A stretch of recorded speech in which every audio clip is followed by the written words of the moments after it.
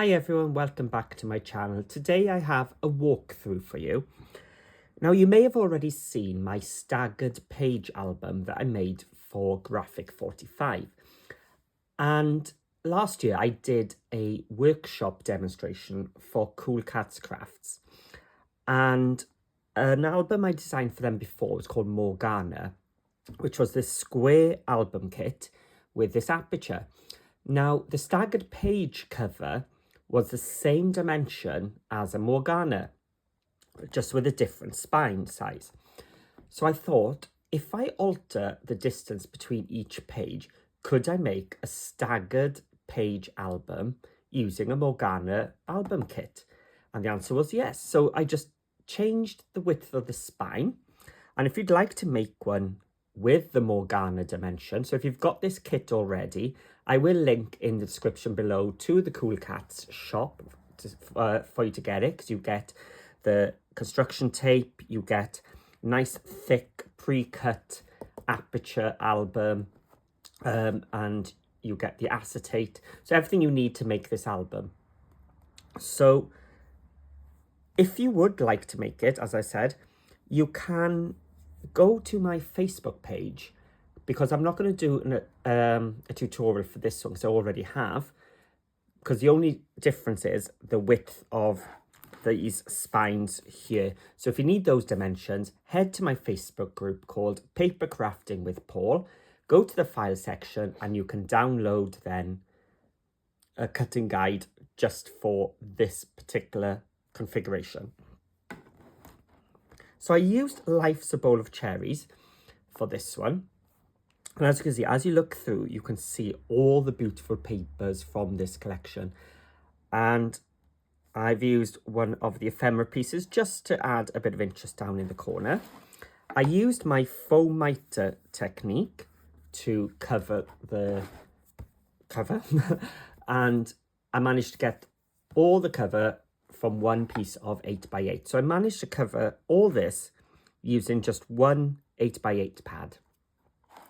So I've added a little photo spot here. There's a little belly band, so if you wanted something small to be tucked in there, using that cherry soda little border strip.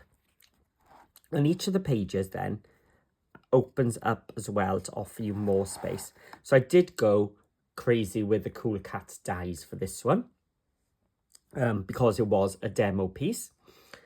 But obviously you can do it with or without. So I've used these patterned border strip, the never-ending strips from Cool Cats, and the circular photo mats. Now, what's cool about these are you can take your photo out, you can use the die to cut your photo, or there's another circle smaller down, so you can cut and you can just change your photo whenever you want.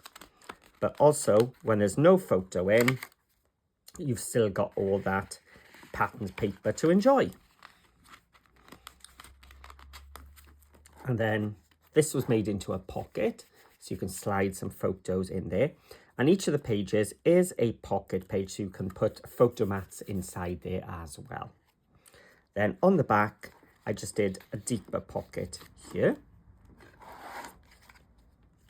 So with this never-ending strip, the border strips, you've also got this one, the wavy one. And if I bring it up to you, you can see it cuts all these little dots as well. So that's been made into a pocket.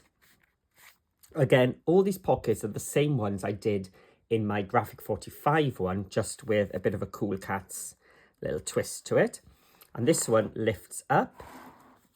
I've used the big 4x4 photo slot here. So this photo mat then is just slightly bigger than a 4x4. So when you fit your 4x4 photo, you can still have a little bit of the black border. And then I use these new walrus tags, which come with this cool pocket, so you can tuck things inside like that. I just love all these blues colours from this collection. So you can put a photo on the back or journaling and tuck it in there. But again, it's also a pocket here as well. So as you can see, as we go through, our pages are getting bigger and bigger. Again, a pocket so you can add more photos. And again, the square photo slot die there. Then here, I've used these walrus tags, which come with a pocket die as well. I have got a video showing how I use these dies, so have a look through my playlists, or have a look through my videos, and you'll find, just look in the cool cat section, you'll find a video for these. And what's great about these is you can make your tags with pockets, make tags without pockets, but you can also make these little pockets which you can stick straight onto your paper, so you can have a little tuck spot there. And this one did act as a little closure. So if I bring this one, so I could have just used this, made a small tag and had that as my closure. Or if you haven't got those, you can just tuck a photo mat in there because it's holding these two flaps closed. So these are 3x4s, so you can put your 3x4 photos here, and again a deep pocket there. So let's use this one. There we go. And again, it is a pocket, as you see there. So this one, oh, if we go back to this one, the first one opens to the left, the second one opens up. So my third one opens sideways to the left as well. Now I used the patterns and solids here, but I didn't need to. I could have used my 8x8 papers. Now these pieces here are enough to fit a 6x4 photo on with a little border. And again, a pocket. Oh, my swivels have come loose. So on the back then, I've done a flap which keeps this pocket closed. So we got a space here to tuck more photos in. And then over here, we have got a large pocket coming down here. And then you move the swivels and it opens up, and you've got a nice deep pocket here as well. So this is where you can put your 5x7 photos. And we've also got two tuck spots here using these curved photo slots. So you can tuck your photos in there, or your journaling or your memories. And then this one will lift upwards, giving me spaces for a couple of 5x7 photos. So they're not pockets, they're just using the papers flat. And again, oh, I didn't do a pocket on that one, not sure why. And then at the end, we've got this one deep pocket, but I did use the border strip to add a second pocket here, but I didn't use any of the black cardstock here, so it's just a thin papered one.